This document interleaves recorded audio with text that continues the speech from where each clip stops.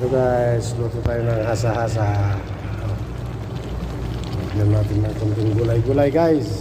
Shoutout Matabang, salamat sa gulay mo. Dario, kain tayo. Ito guys,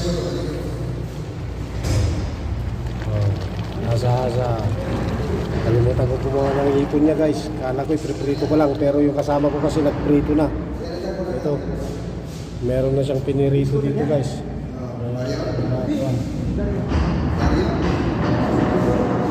Sinabawan ko na lang. Prito ko na sana.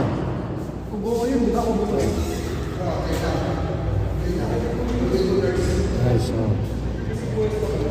ipisin na lang natin muna ito guys.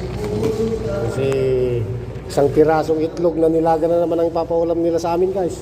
Lagyan na natin ito para katalo-talo na guys, para kain na.